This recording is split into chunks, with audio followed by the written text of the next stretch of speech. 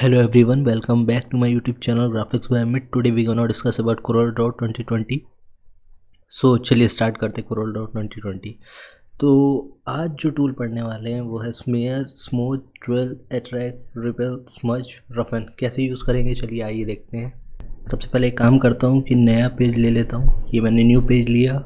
सबसे पहले क्या करूँगा, इन टूल को यूज़ करने के लिए smooth, smear, twill, attract and rebel, smudge, roughen के लिए सबसे पहले हमको कोई शेप की ज़रूरत पड़ेगी. तो आइए पहले शेप ड्रॉ करते हैं. चलिए सबसे पहले मैं एक रेक्टेंगल लेता हूँ और एक शेप ड्रॉ कर रहा हूँ. चलिए एक पतंग बनाते हैं. ये मैंने क्लिक किया, ड्रैग किया है ना. इसे रोटेट कर लेते हैं कंट्रोल दबा के. ठीक है, थोड़ा सा बड़ा कर लेते हैं ताकि क्लियर दिखे आप लोग को भी. प्लस दबाते अपने कीबोर्ड से. इसकी कॉपी हो गई. ये देखिए वापस कंट्रोल Z कर रहा हूँ ताकि वहाँ वापस चले जाए. अब कंट्रोल Q.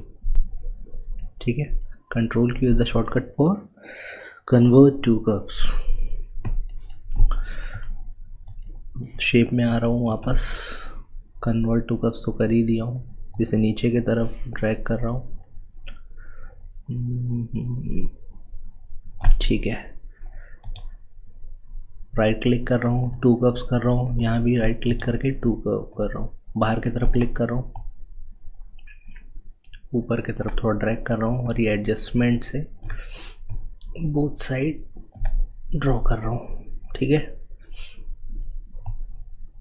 यहाँ आके सिर्फ एक टूल ले रहा हूँ. बाद में इसकी डिटेल बताऊँगा मैं आपको. 2 पॉइंट लाइन बस ले रहा हूँ अभी के लिए.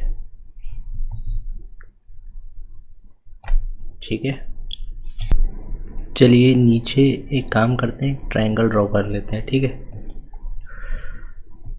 ये मैंने कंट्रोल दबाया, ड्रैग किया. सॉरी, हाँ अब ठीक है. उसके बाद इस शेप टूल में गया. इसे कर रहा हूँ मैं कन्वर्ट टू कर्व्स. ठीक है, डबल क्लिक किया, ऊपर की तरफ इसे ड्रैग किया. ठीक है, अब क्या कर रहा हूँ, ये जो नीचे वाला है इसे पकड़ के ऊपर की तरफ ले रहा हूँ शिफ्ट दबा के. ठीक है, यस.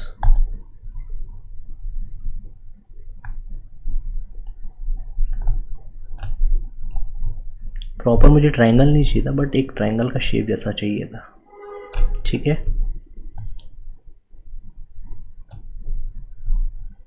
इसे थोड़ा सा छोटा कर लेते हैं. ठीक है, चलिए अब क्या करते हैं, इससे पहले कलर दे देते हैं.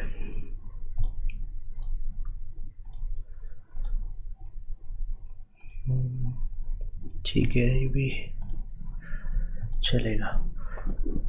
अब देखिए मैं क्या कर रहा हूँ. यहाँ मैं क्लिक कर रहा हूँ और जा रहा हूँ इसके अंदर और यहाँ पहला टूल ले रहा हूँ अभी स्मज. सब बताऊँगा अभी, पहले स्मज के बारे में बता रहा हूँ. इस मैंने स्मज लिया. अब देखिए मैं क्या कर रहा हूँ, यहाँ पे क्लिक किया मैंने और मैं नीचे की तरफ ड्रैग कर रहा हूँ. अब आप समझ गए होंगे, मुझे बताने की ज़रूरत नहीं कि मैं क्या बना रहा हूँ.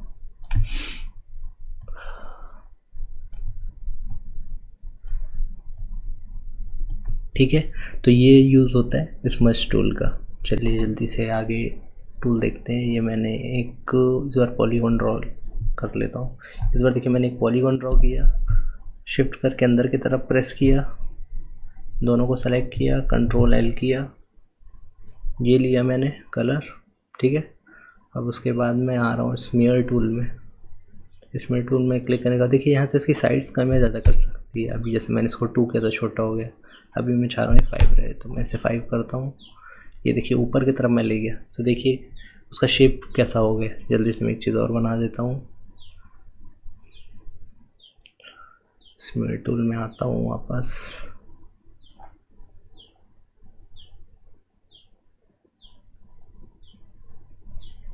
शिफ्ट पेज डाउन करता हूँ. शिफ्ट पेज डाउन करने से क्या हो गया, देखिए इसकी जो स्टिक थी वो पीछे चले गई. शिफ्ट पेज अप करूँगा तो इसकी शिफ्ट ऊपर आ जाएगी. वापस से शिफ्ट पेज डाउन करूँगा तो नीचे चली जाएगी. ठीक है, तो ये यूज़ होता है स्मेयर टूल. जल्दी से देखते हैं नेक्स्ट टूल अब करेंगे स्मूथ टूल का यूज़, लेकिन स्मूथ टूल का यूज़ करने के लिए फिर से हमको एक ऑब्जेक्ट बनाना पड़ेगा। चलिए कोई ऑब्जेक्ट बनाते हैं, इस बार स्टार बना लेता हूँ मैं। ये मैंने कंट्रोल दबा के बनाया, ठीक है। अभी इसमें 11 है ना, तो मैं एक काम करता हूँ, यहाँ पे क्लिक करूँगा यहाँ पे और इसे 5 कर दूँगा, क्योंकि स्टार 5 शेप का होता है, ठीक है। इसे मैं दे देता हूँ ऑरेंज कलर, ठीक है। अब मैं क्या करूँगा, इस टूल में आ रहा हूँ और स्मूथ टूल में, इसके पहले मैंने आपको स्मीयर बताया था, अभी स्मूथ बता रहा हूँ। स्मूथ में आके क्लिक करूँगा, यहाँ से थोड़ी इसकी साइज़ छोटी कर देता हूँ 3, ठीक है। अब देखिए शेप क्या हो रहा है, धीमे धीमे स्मूथ हो रहा है। ये दूसरे टूल पे भी देख लेता हूँ एक बार। पॉलीगॉन पे क्लिक किया मैंने, जैसे ये कलर दे दिया, वापस से स्मूथ टूल में गया, देखिए राउंड हो गया, इतना स्मूथ हो गया, ठीक है। तो स्मूथ टूल इसलिए यूज़ होता है किसी भी चीज़ को स्मूथ करने के लिए। चलिए अब नेक्स्ट देखेंगे ट्वेल टूल। ट्वेल के लिए भी एक ऑब्जेक्ट ड्रॉ कर लेता हूँ, ठीक है। पॉलीगॉन ही ले लेता हूँ अभी फ़िलहाल के लिए, बताना ही है आपको।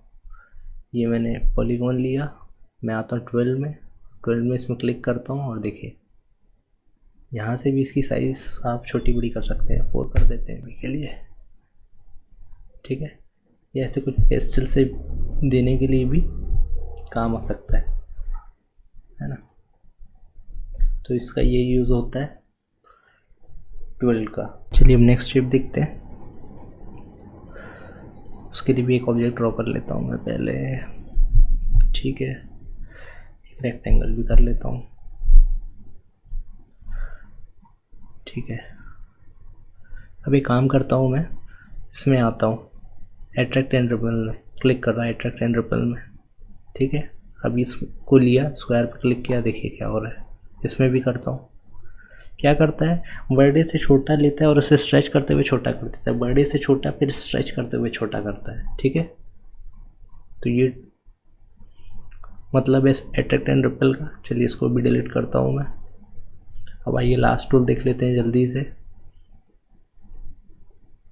ये मैंने एक ड्रॉ किया, इसे ग्रे कलर दिया। लास्ट टूल है अपना जो है रफेन। रफेन की साइज़ हम 0.2 है, 0.4 कर लेते हैं। अब ओके करता हूँ, देखिए क्या होगा। इस शेप्स को रफ करने के लिए काम आएगा, ठीक है। सो आज की क्लासेस में बस इतना ही। आई नो ये क्लास बहुत छोटी थी, लेकिन ठीक है, मुझे सिर्फ इन smooth, smear, 12, attract, repel, smudge, roughen का बस मतलब बताना था, इसलिए मैंने क्लास रखी थी। तो I hope you guys like my video, share my video, subscribe my channel. Quickly, tata, bye bye.